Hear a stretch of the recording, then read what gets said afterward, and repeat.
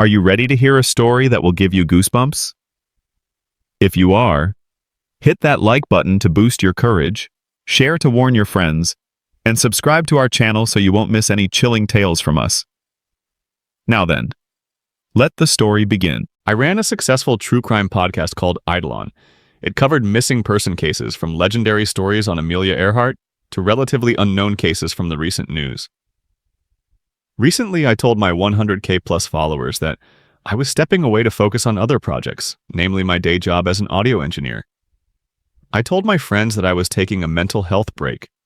All the interviews with grieving parents, friends, and lovers with no closure had chipped away at my soul. I needed to reset, rediscover the beauty in this world, to forget the darkness that lurks beneath its surface. But the main reason I shuttered Eidolon, the reason I deleted all my audio files and contact sheets, the reason I promised myself I would never touch the true crime genre again, was due to one person, CharnelSam.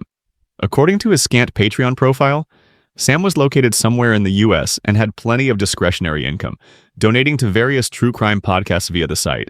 But he gave the most money to mine, having donated over $5,000 to Eidolon for the past 2 years, usually through regular $200 payments. CharnelSam was my biggest fan. My online conversations with Sam were brief and professional. I sent him a nice, personalized thank you message each time he donated, and would announce his username at the top of my credits after each episode. Most of the time my messages went unanswered, but on occasion he would respond with a single cryptic sentence. It was always the same. Light floods the grateful frame, catching moments gifted by time. I had no idea what that meant or what it had to do with my podcast. It might have been part of his online signature, perhaps some famous quote missing an attribution. But if that were the case, why only send the attribution and not an actual message? I never thought much about it. I was just happy to receive such large and consistent donations. If CharnelSam wanted to send me a cryptic quote now and then, he was more than welcome to do it. But everything changed a few weeks ago when I received this. Hey Brian, I have some information that I think could help solve the Bertrand Hikers mystery. I'd recently re-aired an episode on the Bertrand Hikers, 2 teenage girls who mysteriously vanished while hiking in the Bertrand Nature Preserve in northwestern Georgia, an area not far from my home in the Atlanta suburbs. The case was one of my most popular stories and the main one that launched my podcast. The disappearance of Heather Simmons and Alicia Gunderson is one of those local legends that everyone I grew up with knew about, but never received much national attention. As such, it was a relatively unknown missing person case when I recorded my first podcast episode on it. Though the girls were teenagers, they were not the attractive white blonde teens that received most of the media's attention. Heather was slightly overweight for her age, with lots of bushy curly hair. The popular girls at her school picked on her, calling her Shamu. Alicia was pretty, but still an outsider in the small town of Bertrand. She was biracial with a white Norwegian father and a Nigerian mother. Her family had recently moved to America from Bergen, Norway, and she spoke broken English. There were kids at school who jokingly referred to her as a dark elf. Both girls were 16 at the time of their disappearance. They became friends at Bertrand High, where they shared a homeroom. They played soccer and loved bands like Nirvana and the Smashing Pumpkins. They stayed up late watching John Carpenter movies and binging on popcorn and Kit Kats. They got straight A's in all their classes. They dressed up as Beetlejuice and Catwoman for Halloween one year. They were inseparable. Alicia was planning to go to Harvard Med and become a dentist when she grew up, and Heather wanted to be a wildlife photographer for National Geographic. More on that later. They weren't popular at school, but they had loving families, and they always had each other. On October 17, 1998, Heather and Alicia biked from their homes to the Bertrand Nature Preserve, a massive park covering 80 square miles of dense forest that blanketed the low-lying mountains of the Appalachian foothills. Witnesses at the visitor center saw them arrive around noon that Saturday. They'd told their parents they were just going for a short hike up to Bald Head Rock, a scenic lookout about 3 miles from the parking lot where they'd chained up their bikes. Tons of people hiked the trail on the weekends, and the girls were planning to be home well before nightfall. In fact, Heather and Alicia were planning to see the movie Practical Magic with Sandra Bullock and Nicole Kidman later that night at 8 p.m. But 8 p.m. came and went, and the girls' bikes remained untouched in the parking lot. No one had seen them. No one had heard from them. By then, Heather and Alicia's parents were frantic. They'd already called 911, and a couple of officers had gone out to the Bertrand Nature Preserve to search for the missing teens. All they found were the bikes still chained up outside the nature center. Over the following weeks, a huge search party combed the mountains. Hundreds of volunteers and SAR personnel checked behind every tree, looked within every bush, and turned over every rock, searching for clues. They found nothing. Eventually, the news report stopped. The missing posters on telephone poles and outside shops started to fade, fall off, or were even pasted over with flyers advertising local bands or politicians running for upcoming elections. As sad as it was, the case would have disappeared into total obscurity were it not for a strange discovery almost 2 years later. In 2000, a local Boy Scout troop was camping in the Bertrand Preserve when one of the kids stumbled upon a rusted single-lens reflex (SLR) camera, half buried in the dirt near their campsite.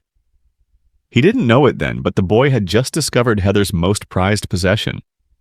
She'd taken the camera with her on that fateful day in October 2 years prior. When the authorities developed the camera's film roll, they uncovered a breakdown of that day's events. The first half of the pictures are known colloquially as the day shots.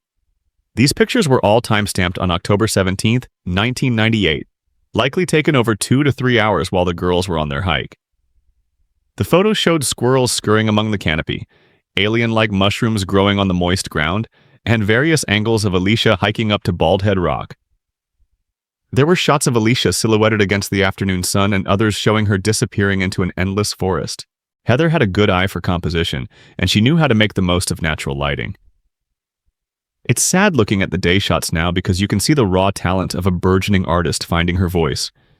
She would have made a great photographer had she come home that day. Another thing people noticed was the way Heather captured Alicia's beauty in the photos, the way she brought out her best friend's hazel green eyes, and accentuated her sharp facial bone structure using a juxtaposition of light and shadow. There was already speculation among their classmates that Heather had a crush on Alicia. Some even believed they were a couple, though there was no evidence the two girls had ever hooked up. Some speculated that Heather may have killed Alicia after she'd rejected Heather's advances, and then Heather killed herself. But there was no evidence of this from eyewitnesses or the photos themselves. What was clear from the day shots was that both girls had a zest for life. They were having fun and goofing off. There were even some forced perspective photos of Heather and Alicia pretending to eat a downed tree. These pictures contradicted one of the authorities' early theories regarding the girls' disappearance, that they might have taken their own lives due to depression.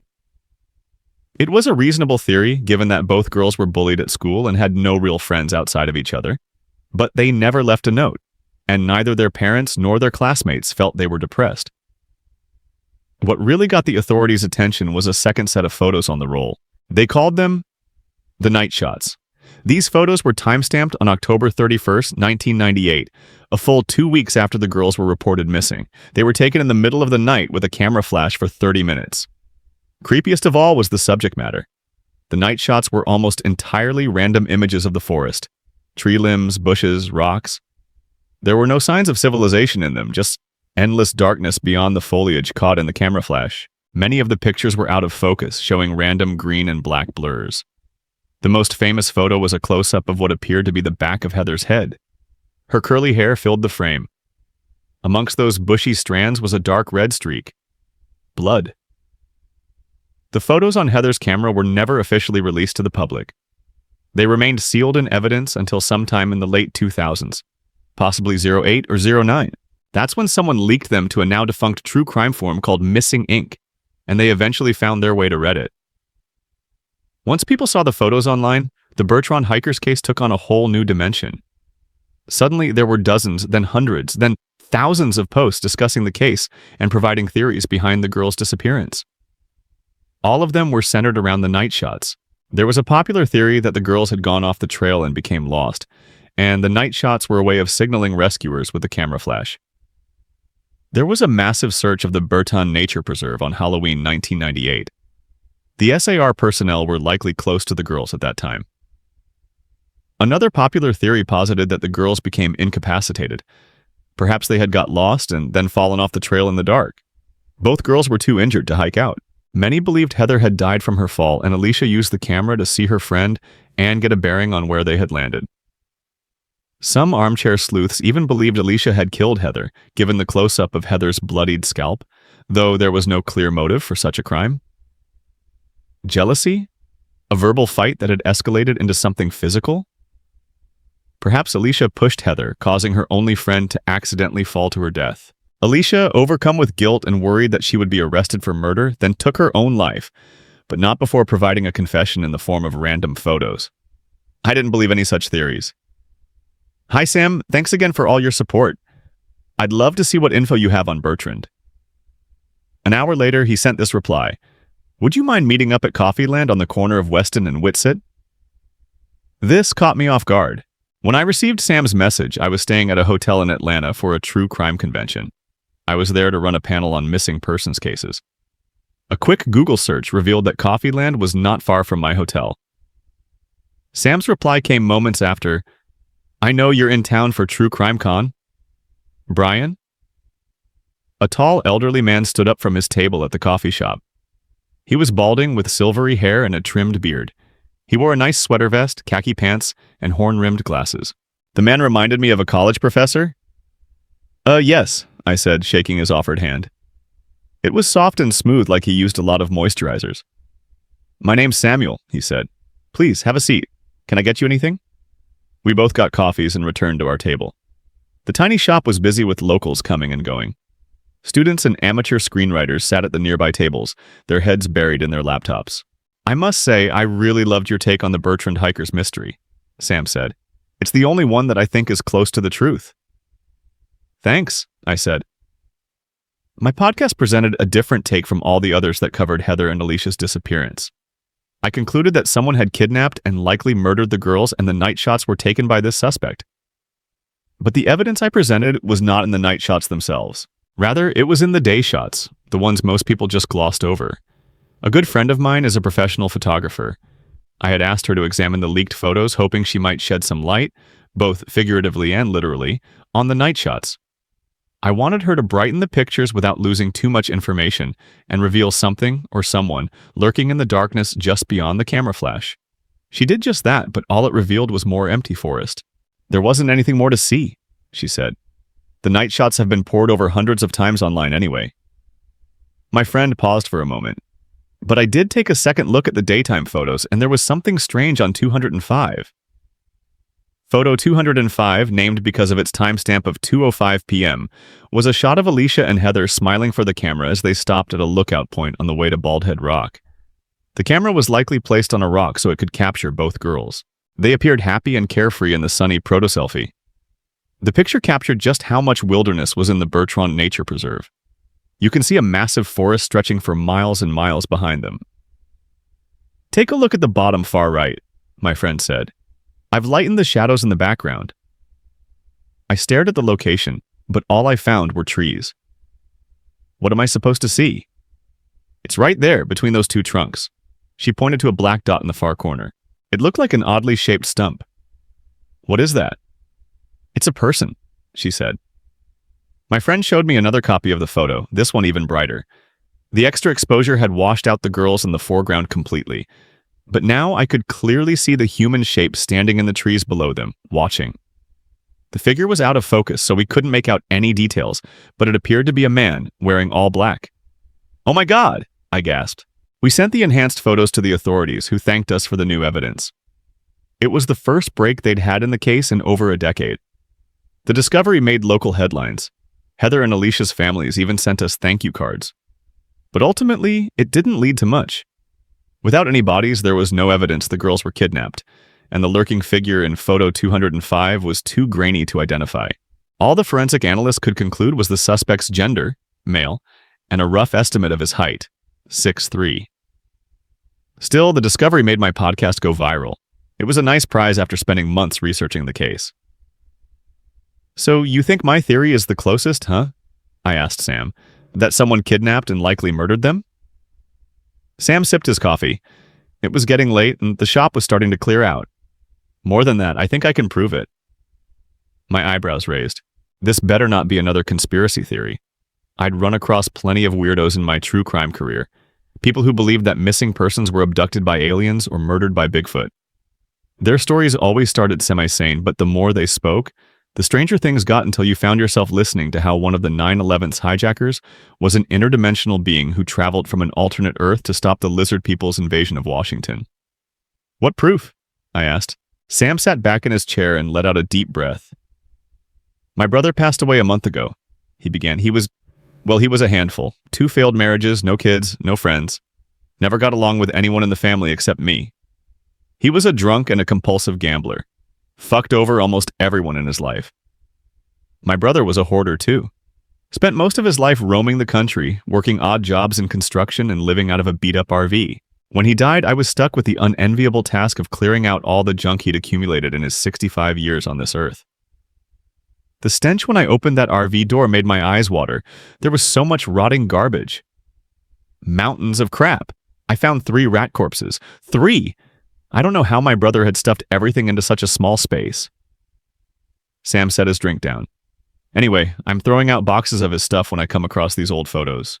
And there's one on top that immediately caught my eye. You know what it was? I shook my head. Sam reached into his pocket and pulled out a glossy printed photo, the kind you would pick up from a CVS or Walgreens back in the day. It was semi-wrinkled and smudged with grease. As soon as I saw the image, I choked on my Mexican latte. The photo showed Heather and Alicia, and not just any photo. It was a picture taken on the same day they disappeared, on the same trail up to Bald Head Rock. But this was a new photo, not part of the day shots that I'd pored over so many times. In the picture, Heather had her SLR camera slung over her shoulder. As soon as I saw that, I knew the photo wasn't from her camera. Who took this? Sam grinned. My brother. Are there others? He nodded. But I can't show you here. Why? Sam sat back in his chair, studying me with pensive eyes. I need an assurance from you first. You want money, don't you? I'd had armchair investigators ask for payment in exchange for evidence or interviews in the past. I always turned them down. It just felt icky, distasteful.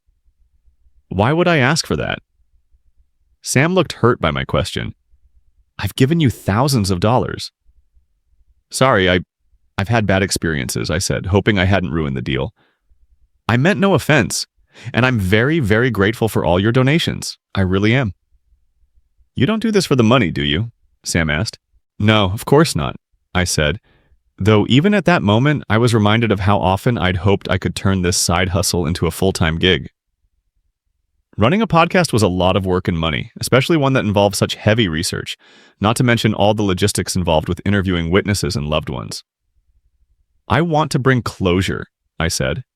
I'd always felt that the only thing worse than losing a loved one in a violent crime was having that person go missing instead. At least a murder gave you a definite answer.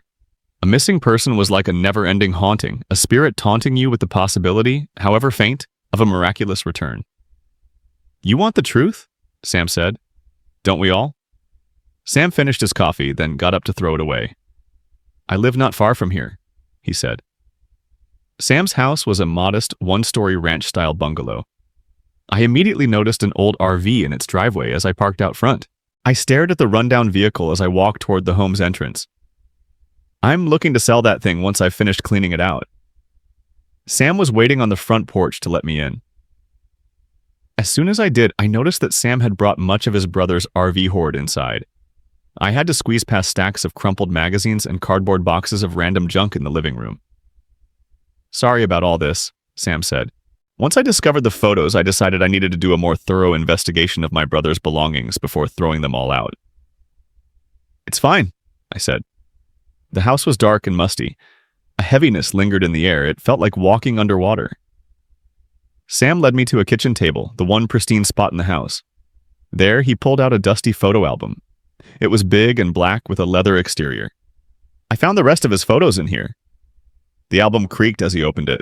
Inside were pictures of roadside attractions, long stretches of highway, national parks, and random people. It looked like the photojournal of a relentless traveler. There were pictures of temperate rainforests in the Pacific Northwest, desert canyons, big cities, rest stops, and lots of forests.